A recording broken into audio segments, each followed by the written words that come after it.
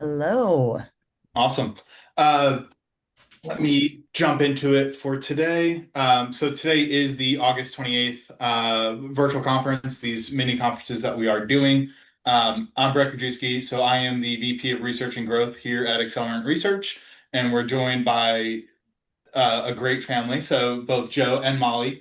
We'll let them do their introductions, but before we do that, some ground rules for these conferences, right? We are at the mercy of tech, so bear with us as things tend to go awry at times. Please be respectful. Put some questions, comments in the chat, but do be respectful for other people attending, as well as our host today. And then finally, use this as networking, engaging, interact with each other. Network with each other is a great way to meet other researchers in the field. And then finally, these are all recorded, so they will be on our website under the resources article, and then going to conferences. But without further ado, I will pass it off to both Joe and Molly.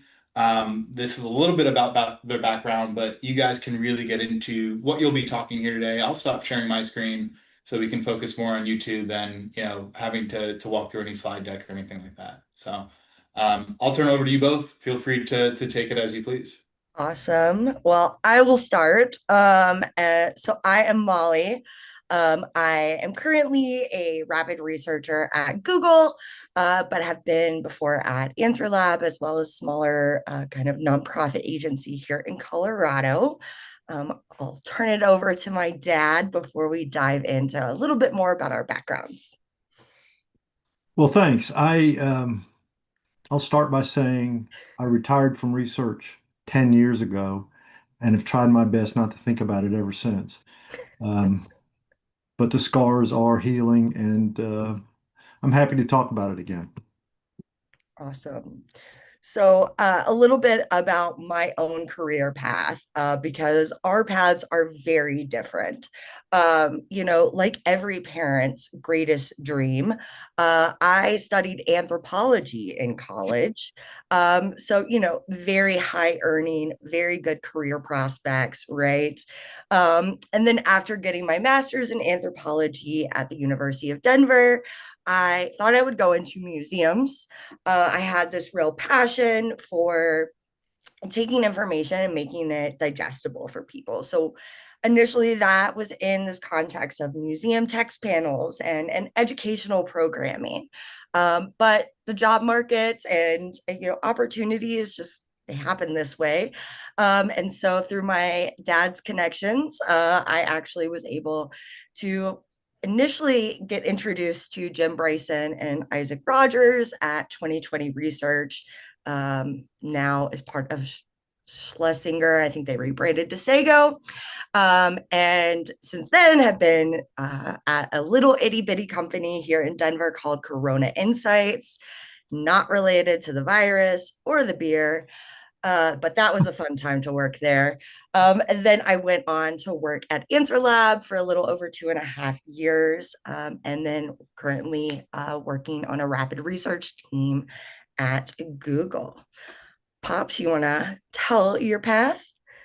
Sure. I will note that Molly has always been fascinated by human beings all her life. Even as a baby, she gravitated towards books about people around the world. And so I should not be surprised where she's ended up. Um, so my background in research goes way back. I did my first market research project for this little bank that I worked for in 1979. I had a 4-page report for the board, which I prepared with colored pencils. Um, so my background started in financial services. Actually, was always in financial services as a regulator and a banker. Um, I studied finance and management, but found marketing to be more challenging and intriguing and interesting. I had the opportunity to go to work with a friend which ultimately led to a spin-off, a little company that did market research specializing in banks. I did that for 7 years. And then um, we might talk later about the challenges and benefits of small firms versus big firms, but I decided to join a big firm and I went to work for a company that is now GFK, which I think might be part of an even larger company, where I ran the banking practice and then jumped over to TNS, which now is part of Nielsen, also running the banking practice. It was a great time, and we I did some good work and had some wonderful clients. So it was a rewarding career. Great. So, I mean, obviously we had these conversations all the time, but what do you think, or what have you kind of noticed in terms of what's changed since you've started your career, Dad? Well, everything's changed. So I got into research really about 1990, notwithstanding the little project I did for the little bank. Um, After having worked as a banker and a consultant to banks, um, it was 90 or 91. And at that point, the industry was, mostly small companies. And we were selling our services to um, the the senior execs of our client companies. Um, and we were often the gurus because these companies, our client companies, did not have in-house research firms or research staffs. So the buying process and the nature of the relationship was a lot different. So that's one thing. We can talk about lots of things. Yeah, I mean, I think that's interesting. I assume that our guests here are kind of all over the board in terms of what size companies, from our independent consultants all the way to the big guys. Um, something that I have noticed over the years is there is this kind of conglomeration or monopolization of research companies, and we're kind of you see especially some of the big guys buying up smaller firms and kind of consolidating the offerings. Um, so I wonder, like, those engagements that you had with clients when it's a smaller, more personal experience, how did that differ from when you were at TNS or GFK in terms of the relationships that you had with your clients? Well, honestly, I look back and when I had this little bitty company, I mean, I'm talking like 3 employees, right? I think I did some of the best research I ever did at that time. And we could often be more resourceful, more creative, faster, cheaper than the big guys. And there weren't many big guys out there. Um, but ultimately, I gave it up because research uh, client companies were starting to have in-house researchers and selling services to the C-suite is much easier from a big, well-known company than it is from a small company. So that's, just a pros and cons, I guess. Yeah, yeah. I mean, another thing that makes me think about is kind of it's not just about the interaction, but it's what we deliver clients, right? Right. So since I've been in the research world, which started in 2016, so going on 9 years, um, it's always slide decks. Sometimes you get to do a document, video clips, maybe if you're lucky. But it's very kind of graphic heavy.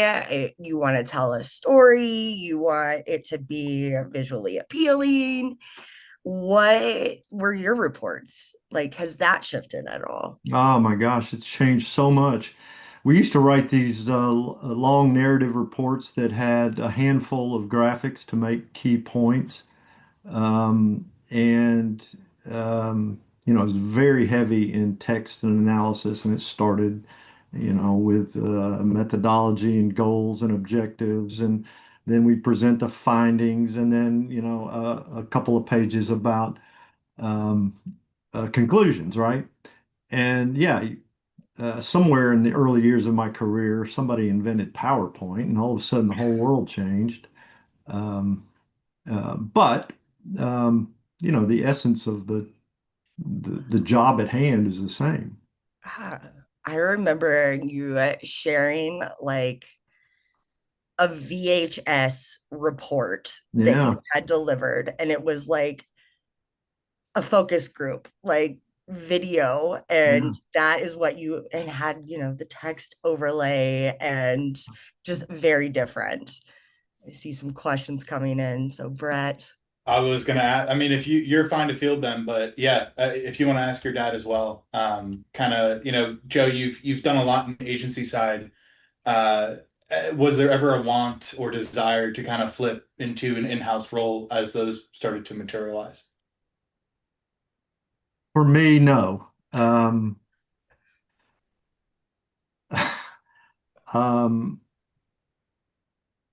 One of the things that I liked about, and the reason I left the big bank and went to my own firm or to a small firm, which became my own firm, was to get out of the corporate politics and of a big organization. And and to this day, I still uh, I have no appetite for that kind of big corporate environment. But that's not to say that there's not great people doing that kind of stuff who know their stuff and are trying to do their best for their clients. It's just not for me. I'm I mean, you say like big corporate politics, but like, doesn't that exist at these big companies?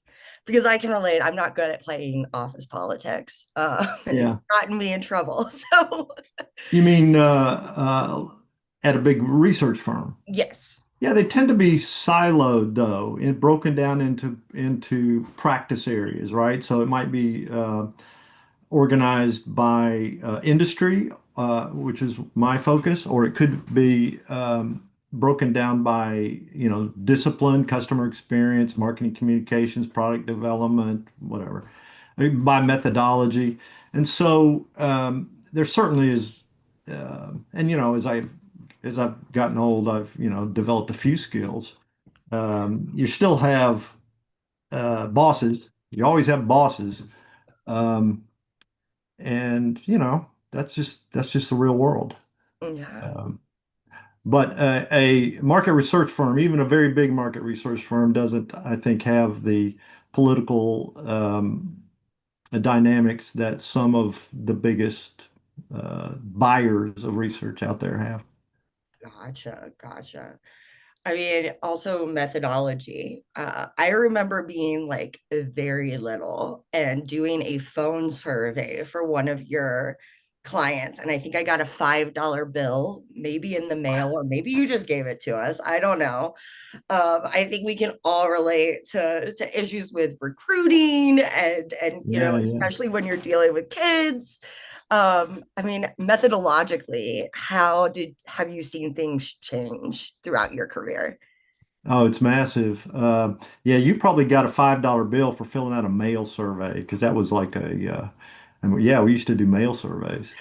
Um, and phone was the dominant methodology for quantitative surveys.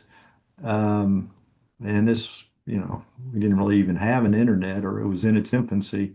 So methodology has changed a whole lot, and sampling is much different than it used to be. And I can't even talk about that intelligently because I'm sure it's changed so much in the last 10 years that I don't even know. Yeah. Yeah, I mean, I think there's laws and stuff about calling people now. Like it's definitely harder. Um, it's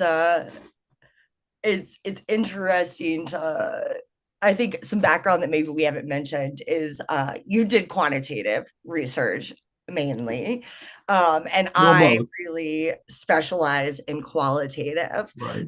And so even just the way we approach research, I'll tell you about like projects that I'm working on or something. We kind of approach things different in terms of research questions and uh, methodology, obviously. Uh, have you always seen this split between quant and qual, or did it used to be more kind of mixed methods? Yeah, I mean, I was always agnostic as to methodology, right? So sometimes we did qual, which could be, focus groups or one-on-one interviews, or we could do quantitative surveys. Um, I think nowadays, and you might comment on this, it seems like nowadays buyers are looking for a methodology sometimes. Back in the day, they came to us and they had a problem and didn't have any preconceived idea about how to solve it. And so I think back in the day, as they say, um, we had more freedom to design studies that served the objective more effectively. That's my take. Now, I don't know if it's correct or not.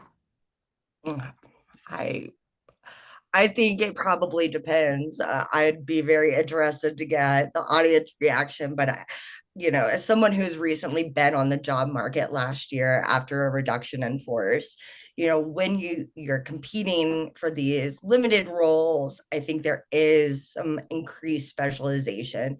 There's always somebody that's applying for the same job that specializes in that industry or that methodology in particular. And so I think that specialization of researchers also kind of goes to the point about in-house researcher like being a thing now. Um, Right. that didn't used to be the case. We had a question about that from YouTube. Both of your thoughts about small research firms, like current small research firms who are now run by individuals from larger firms or in-house.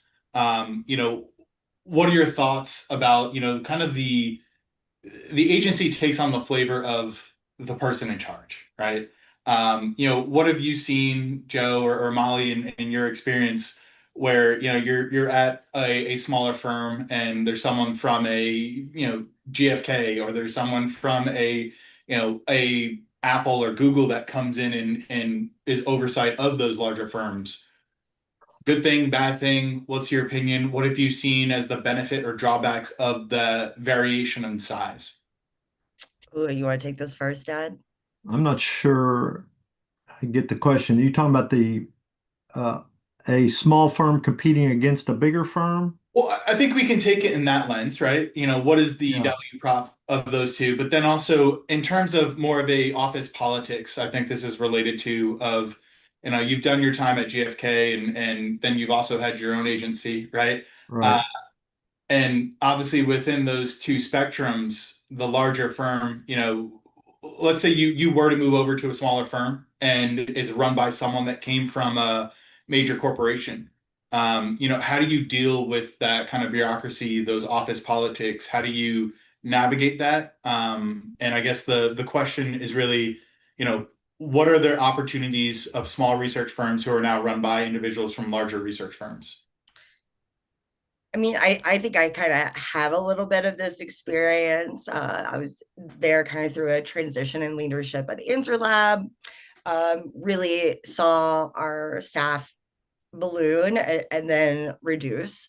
So when I think you have the big people come in, I find it to be less flexible When I was at a small company, there were 10 of us at Corona Insights. So, and I think they've grown a little now, but I was very much encouraged, like, go after work that you want and like do what you want to do and have that autonomy. And I think when you get kind of that more corporate side of things, that flexibility and autonomy for the researcher can not go away but diminish some.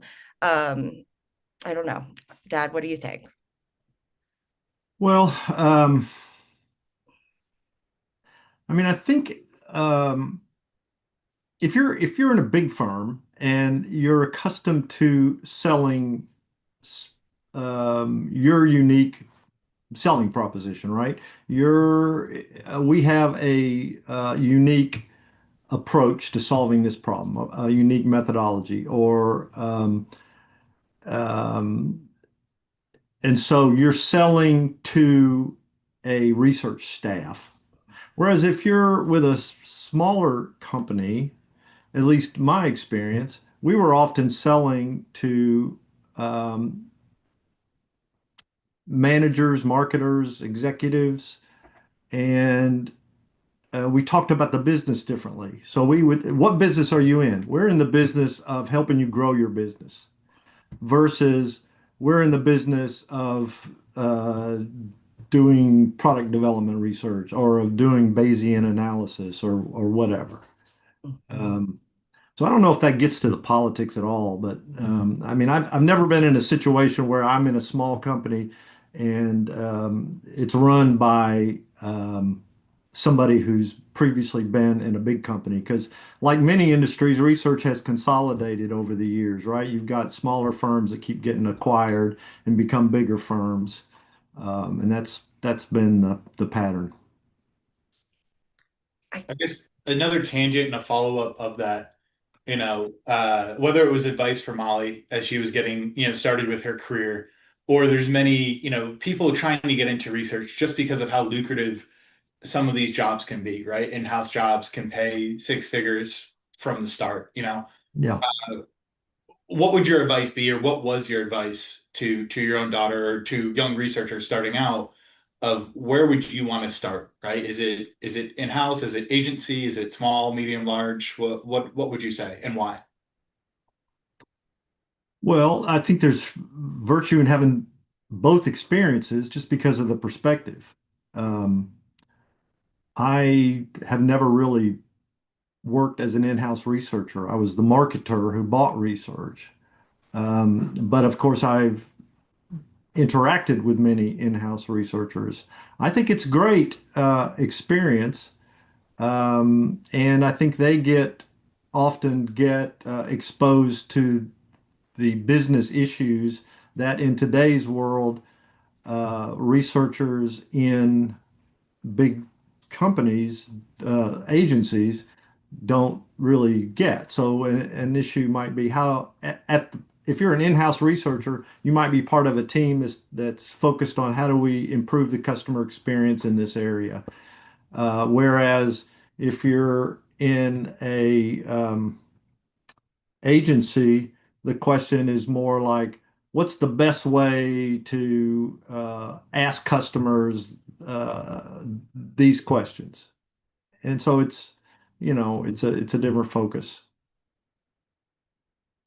Yeah, to add to that, I think, I mean, obviously I started in on the agency side, and so kind of am in that space to a degree.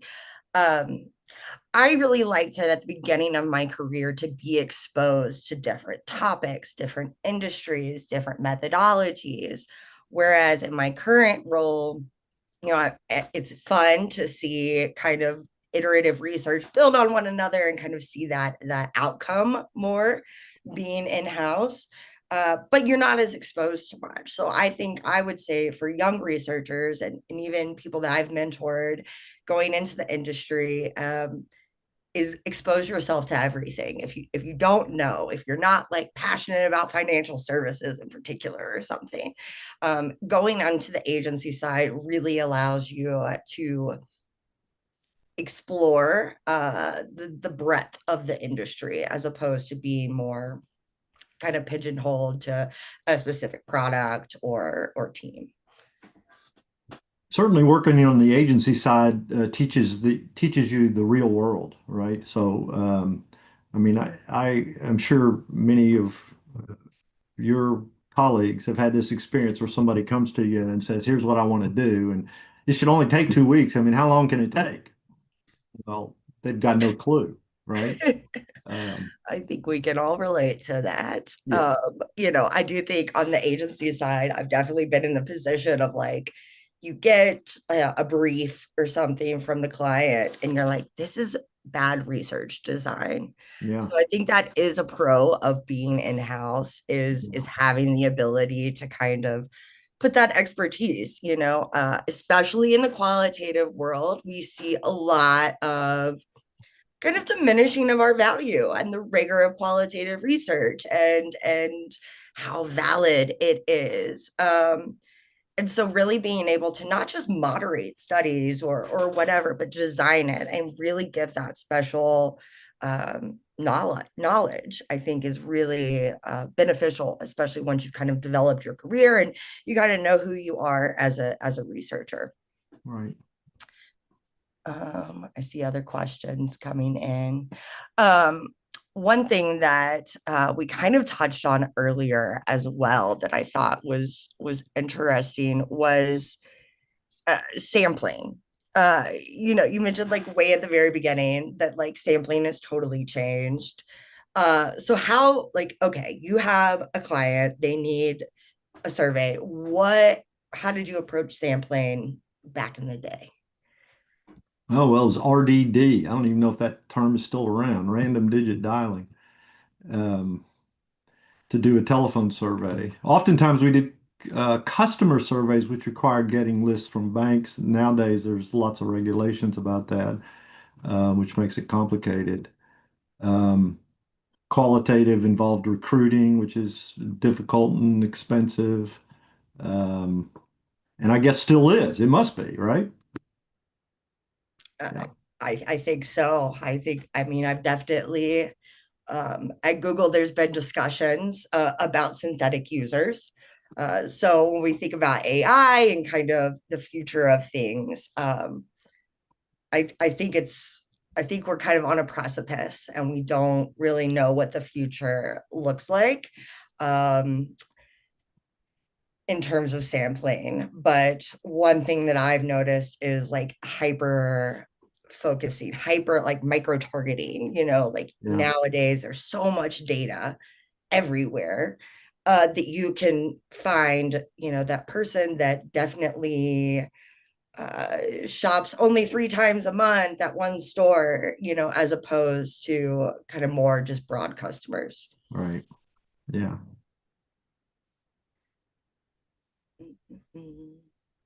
We're getting a lot from relationship of agency and into client relationships, right? So a couple of different questions there. One is specific to Joe, with your experience, how have you kind of helped solidify or found your clients into customer or user problems versus being specific to solution orientation, right? So what kind of tactics, what kind of techniques have you been able to utilize that really solidified, like you said, the agency approaches? They came to me with problems, and I Mhm. had to kind of get them back to it was a user problem versus, hey, we need to sell more shoes or we need this, right? How did you get your clients to go back into that customer centric problem? What agency client collaboration tools or techniques did you use to do that? Yeah. When you say user, you're talking about the in-house researcher, perhaps. I'm Yeah. talking about, so if a client came to you, let's say Yeah. it's Nike or whoever Yeah. comes to you and say, hey, we want to sell more shoes. We're not selling Yeah. a specific brand. Joe, help us, right? Yeah. Right. Um, how would you utilize, your skills, your technique, your experience to, collaborate with those clients, and what did that look like? What were some of the things you do to see success with that? Yeah, I mean, you just have to have a good relationship and a good conversation about what do you need to know, and what are you going to do if you know that, right? So they'll say, well, let's ask customers or prospective buyers this. And sometimes you have to challenge them a little bit. So let's say we learn that 73% think that. What does that mean to you? What are you going to do with that? Um, because it's easy for people to think, clients have a tendency to know what the questions are, right? That need to be on the survey.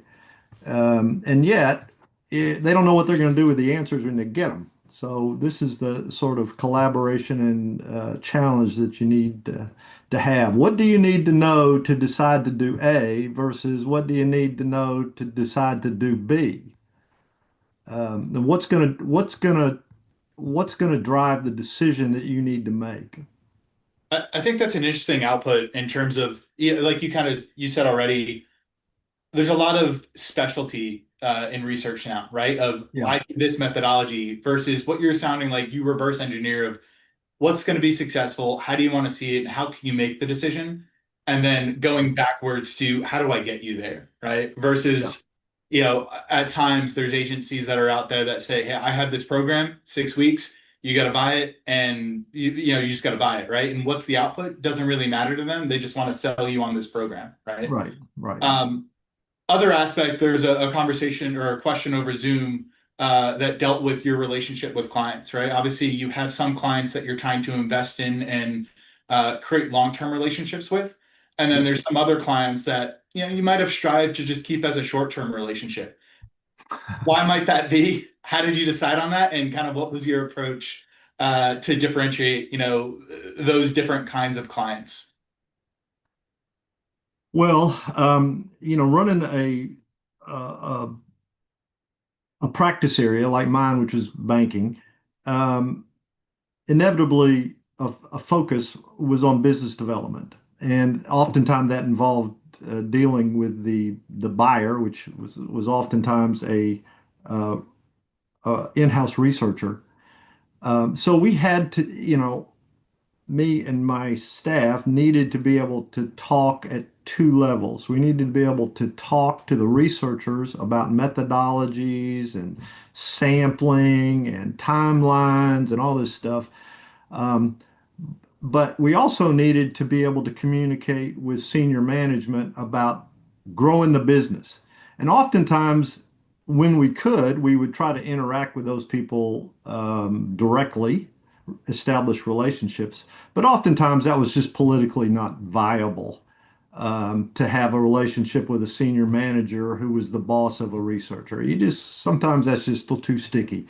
And so our marketing communications, which would involve um, uh, email blasts and social media to a less extent, would sort of target those senior managers and would focus on business challenges like retaining customers or getting repurchase or broadening relationships.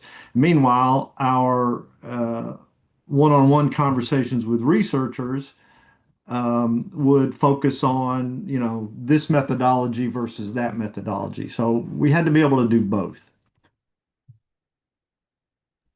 I think, oh, I mean, at Corona, we talked about that a lot of that consultant role. And the people that I worked with at Corona were academics. I think I was one of the only people that didn't have a PhD. And they were very uncomfortable in that space. Do you feel like you saw like your employees, like I mean, and thinking about like Kelly, and Julie, like did you feel like as the owner of a business or like the boss that you needed to help build those skills outside of just research skills? Well, so we were focused on banking, so we talked a lot internally about the industry and trends, and because we did want to talk at two levels, right? Both at the business challenge level and at the research methodology level. I mean, you have somebody like Kelly who's brilliant, absolutely unbelievable. Um, and, it was not hard for her to grasp these things, right? And the advantage of having a small company is you can get them exposed to, everything, um, which is which is nice. So yeah. I A bit see. of Go a on, Brett. bit of a change of a topic, right? Networking. Molly, you mentor, we talk what, bi-weekly, if not monthly, right? You mentor a bunch of researchers. So would love your take on this in terms of what you help with, but also Joe as a hiring manager, as someone that led major corporations in terms of GFK and whatnot, but also your own agency. Someone that is going to transition into research, right? What are you looking for in a portfolio? What are you looking for, or what advice do you have, or strategies you might have in, developing certain skills, or where should they focus in, right? Obviously, it's do it all and learn all these methodologies and network and be able to see the macro and the micro but if you had to give someone some advice on some areas in order to strengthen up to really stick out, what would those things be based off of Molly, both your mentor experience and then Joe, your management experience? Um, so this might be an unpopular opinion. I don't know. But what I would say is I have always like I go back and talk to students in anthropology departments, about career options and things like that. I always really emphasize the importance of like staying you. I mean, when I was on the job market last year, the amount of like LinkedIn posts and services of like, let us AI generate your resume and your portfolio, that's not authentic. And I think especially in a qualitative world, like that authenticity is key. Um, Daddy might disagree with that. But I think for me, it's know who you are because that is gonna then make sure that you're doing the research that you want to do and like you're kind of carrying those morals and values throughout your work as opposed to being in a role where maybe you feel not hesitant or but like persuaded to give certain outcomes like research findings that are like maybe you're fitting the data to the hypothesis as opposed to um, just delivering pure insights. But as a hiring manager, Dad, you tell me. Well, I don't know. I mean, I think, yeah, we have to understand ourselves and we have to be honest. Um, I think,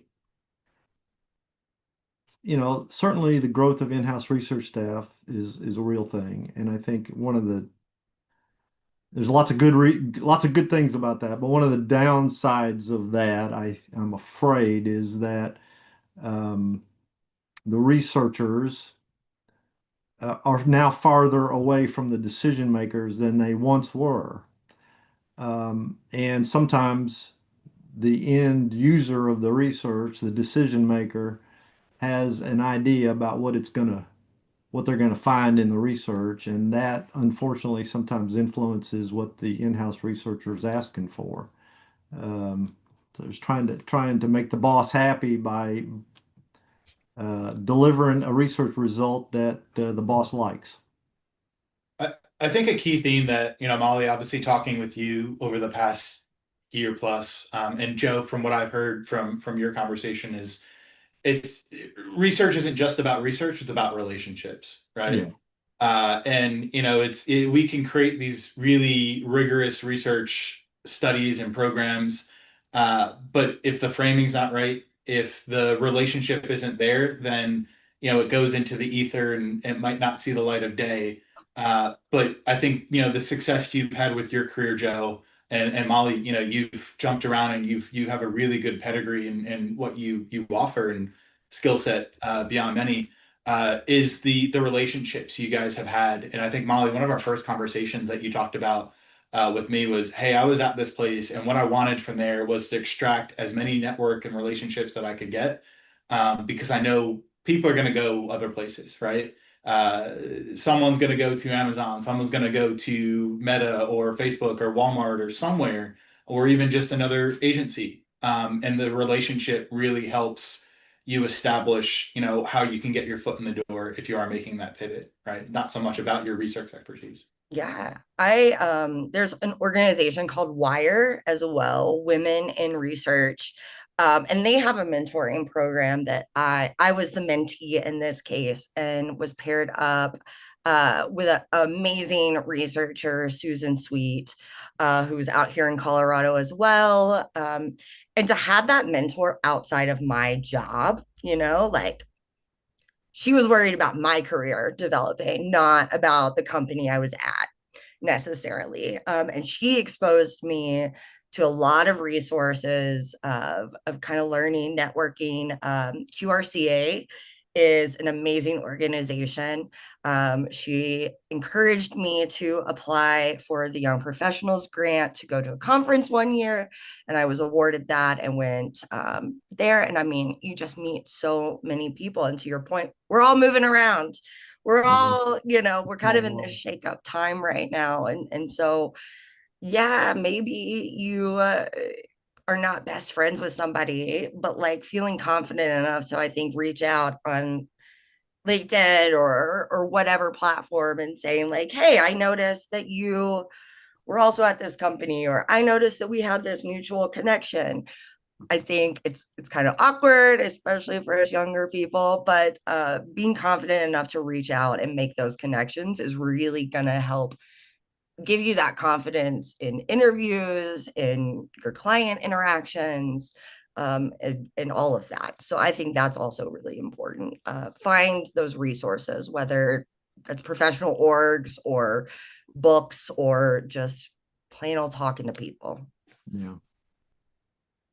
Uh, Another question, an offshoot of kind of a conversation we were having earlier, but Molly, we have talked about this countless times, but this is coming from YouTube. At times you're forced, the question goes, at times you're forced into using the client's poorly designed research plan.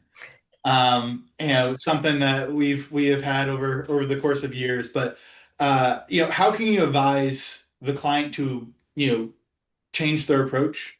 What tactics might you have of obviously, you both come with so much research rigor. How have you tackled this in the past where your client or colleague, stakeholder might be wrong? What would you do? Dad, I'll let you take this one first because I feel like we probably handled this very differently. Well, sometimes, I mean, I will say sometimes you have to be a little forceful. Um, but there's a balance. You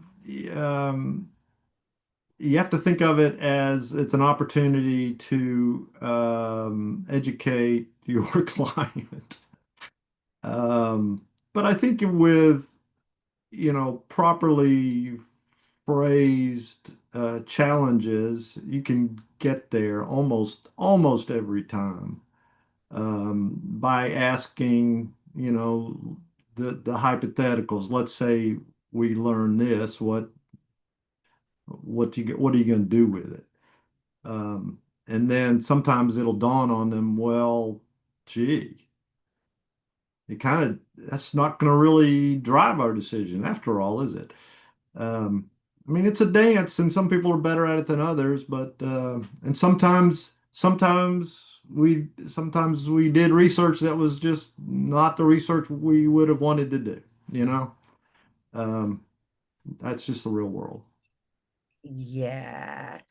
I feel like asking clients what the outcome or what they're going to do with the research is definitely key because sometimes they don't know, and Right. sometimes we just see research that's checking a box. um, Right. it's not really purposeful. It's just someone has told them that they need to do this research. um, in my situation, I've encountered, especially like in nonprofits, you have a low research literacy, right? So they've been told this is what they should do. Maybe they have a grant that they've written, that they wrote out that they were going to do a quantitative survey in a tiny mountain town in Colorado with a population of 800. Like, no, you can't really get a statistically significant sample there. So I think that goes back to my like passion for making information digestible and being able to communicate it to people that maybe don't have as much experience in research. and being like, hey, this is not me trying to just like come down on you and like, I don't, not pejorative, but lecture. Um, it's like, let's collaborate. And like, I'm really excited about what you want to do. Here's how I would approach it differently, and having it more conversationally as opposed to that just client um, consultant relationship. Yeah. I love your background, Molly. And, you talked about, not having a PhD, right? And I think there's that whole debate or the war on PhD now, right? Of those that do have it versus when we got started in the industry, it was you were looked down on, right? If you didn't have an advanced degree like that. I think the humbleness that you approach so many of your conversations with clients or colleagues with, and you truly are doing research on your research, right? How do I frame this? How do I show this off? How am I communicating it? As a researcher, right, you're constantly asking how you can improve what you've done, but always something I've admired from the work that you've done in the past. Well, I think it goes back to like being in elementary school and your friends are like, ooh, what do your parents do? I could not explain what my dad did. I think at one point I started saying marketing research because like people understood what marketing was.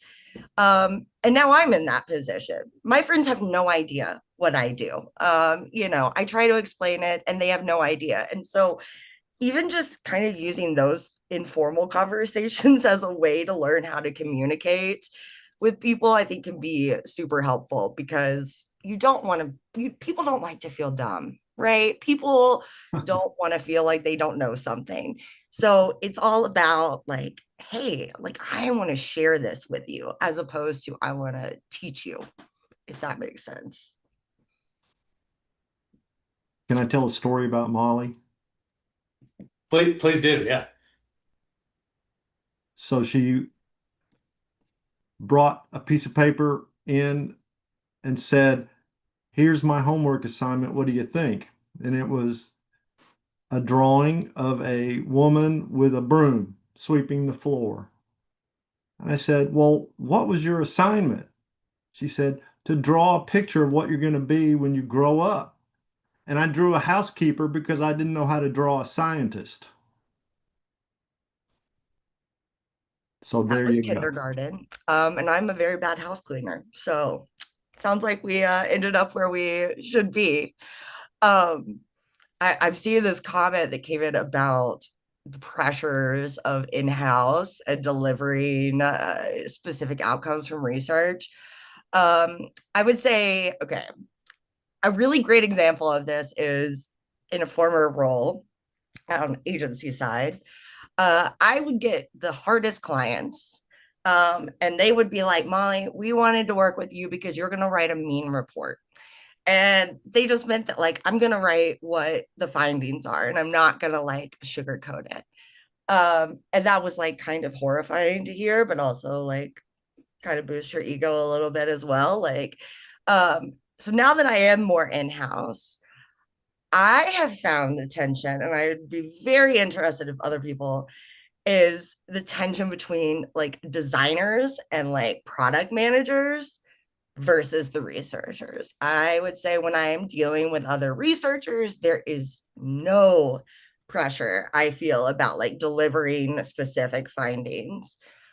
I would say sometimes when I'm working on projects with there's not another researcher on it and it's just those more, technical roles, that is where I do feel a little bit of that pressure. And again, I think it's the sandwich method of like compliment, fix this, compliment, to kind of soften the blows. And again, making it more collaborative, like you're not doing terrible, but hey, you can be even better. I've also noticed a shift of like, we don't really say challenges anymore. We say opportunities. So I think that we're seeing that softening. And maybe that is part of kind of in a reaction to those pressures. I think right now with the political climate, with the economic climate, There's a lot of eyes, there's a lot of scapegoating, right? And we have felt it in our industry and research across the board with, I think over the past 2, 3 years, there's been, hundreds of thousands of jobs that have been eliminated from these major tech corporations, right? I think the conversation that we've had today has always been one with lead with empathy. Two, it's ask the question of, what are you going to be using this for?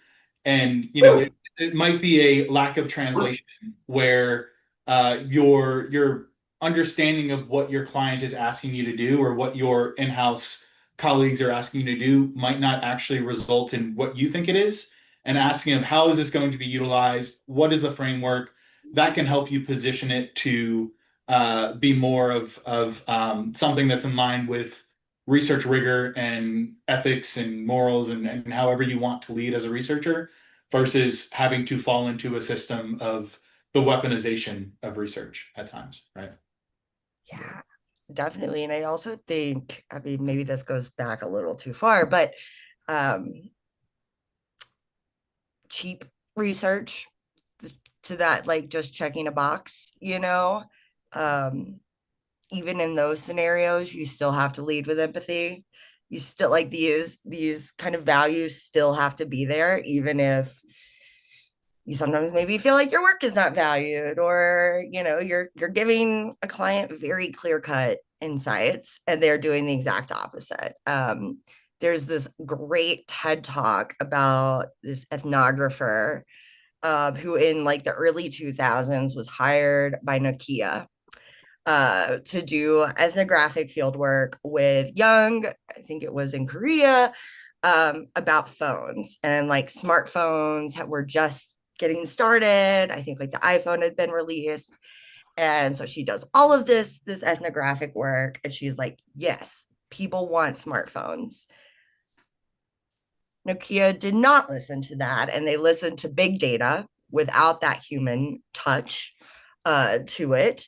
And we've all seen kind of how that business has changed, right? Everyone had a Nokia phone back in the day, and now it's very rare. So I think advocating, even when you feel like, yeah, your work is not valued or it's not like being used in the way that you would, is still an important thing to hold on to, because I mean, she was right. As researchers, we often know that we're right. But unfortunately, we can't always be those decision makers. And that's part of it. That's part of the role of being a researcher. And it's humbling. It's humbling, especially for us that always think we have the answers. I'm going to shift to a lightning round, right? We have about 7 or so minutes left. So, about, let's say 60 seconds per response for both of you, or even shorter. But we'll start with Molly, most overrated metric. I mean, net promoter score. Like, why are we doing that still? Nobody is recommending your product to anyone. Okay. Like, I think that in the qualitative side of things, I think having metrics in general with qualitative research can be problematic. Joe? Oh gosh. Uh, I have a similar opinion about Net Promoter Score. Um, I'm not sure I've got anything to add, honestly. NPS. All right. Um, Next aspect, method you would use or you would wish teams used more. Some kind of methodology that you don't see utilized enough or that you have strong positive opinions of. Triads. Try it. Why? Um, I think we get a lot of flack on focus groups about groupthink and all of this stuff. Three people, even dyads, I think it allows people to kind of riff off of one another. You get a more robust conversation going, but you're limiting like I'm one person versus eight. If I differ, maybe I'm hesitant to speak up. So I think it just creates a much more equal environment between the moderator and the participants, where everyone is more comfortable. You're building a relationship, you're building that rapport, and you're getting better insights from it. Yeah, I would say one-on-one in-person interviews, which are expensive as all get out, and recruiting is key. But man, the richness of the learning is just amazing. I mean, some of the studies I did using one-on-one interviews, and of course the findings are difficult to sum up in 90 seconds, like some senior managers want. But man, you can sure learn a lot. We'll start with Joe for this one. Craziest research story. Um, well, I don't know if I could say this on family television. I had a client come to when I had my own firm and want to ask what a word meant because they wanted to use it in their advertising. And and honestly, I didn't know all the meanings of this word, but we had to do a little quick, I think we went telephone survey and asked, what does this word mean? And it has this very, you know, uh, profoundly profane meaning that the bank decided was not appropriate. I feel like mine is also inappropriate.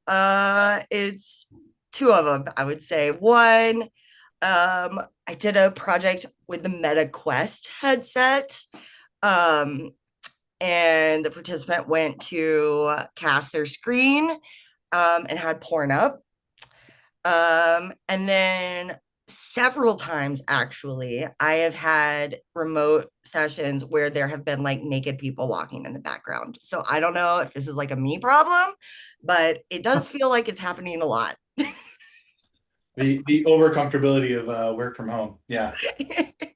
Yes, Uh, yes. two more questions here. A book, paper, or talk you'd recommend every researcher to watch, view, have. I mean, us right now, duh. I don't know. I would say qualitative, any QRCA things that come out. They have a magazine, they do webinars as well. And then they also film or record their conference talks as, and that's also great. So I think if you're especially maybe not familiar with qualitative or want to learn more, it's a great resource and you don't have to be a member necessarily to access everything. I got nothing. Been a long time. Yeah. You rather just focus on sailing now. Yeah. Yeah, I'm sailing. Got some good sailing books I'd recommend. Uh, last question here, and Joe, we'll start with you. But role of AI in the future of research. Where do you see it going? What do you see it used for? What do you see it where it shouldn't be used for? Well, I have very little experience with AI. And guy my age, holy cow, what do I know? Um, I do think that the one thing we should, as little as I do know, I don't think AI can reach conclusions unless it's the simplest of questions. Because the synthesis of an understanding of the client's situation, challenges, constraints, I don't see how AI is going to ever have that. They're only going to have what we input, right? Um, that'd be my answer. I think we're having an overreaction to AI a little bit. I think it's kind of like this bubble right now. Being on an agency, I was often not allowed to use a lot of AI tools because of like data confidentiality. Now at Google, I got all of it. I can use a lot of tools. I would say Notebook LM is a great resource, not just for research, but if you're a student or you got a kid in college or something, it's amazing. You can upload sources, videos, and it'll kind of do, you can like make a study guide from it or like a briefing doc. I think that's great for getting those initial insights. I mean, I did this yesterday to my team. I sent the initial findings for my sessions that I had yesterday and had to say, keep in mind this is based on a very cursory analysis, and things may change in the final report once a more thorough analysis has been completed. So, yeah, I definitely think it can be a really great tool. I do not want to see it cheapen the value of the human labor needed in research. And I think that we're going to see situations where AI is going to replace research. And I think that's going to be a short term thing. And by short term, I mean like it could be 10 years, but like I think we're going to come back around and not be so reliant on it anymore. But it does make it more like it does democratize research in some ways, making it more accessible to people because it can be cheaper. I mean, I'm thinking about nonprofit clients I've had where, you know, you got $20,000 and you've got to make a lot work. And in that scenario, it is a really great strategy to help a client get what they need in a budget and time that they have. We are at the hour. So any final last thoughts? I know this was really meant to, and love both of your perspectives, but Molly, you know, obviously growing up and seeing your dad have his firms and his agencies and move around a bit. And then your perspective on research and likewise, Joe, you know, seeing Molly mature as a researcher and the different positions she's now had. Any final thoughts of, you know, how has that been over the course of the years? The pressure, To the pressure to like be good, you know, like Jesus, what if like I get introduced to somebody my dad worked with and they're like, you're awful. You like don't know what you're doing. I think That especially earlier in my career, that was a fear. that would never happen. Let's go sailing. Yeah.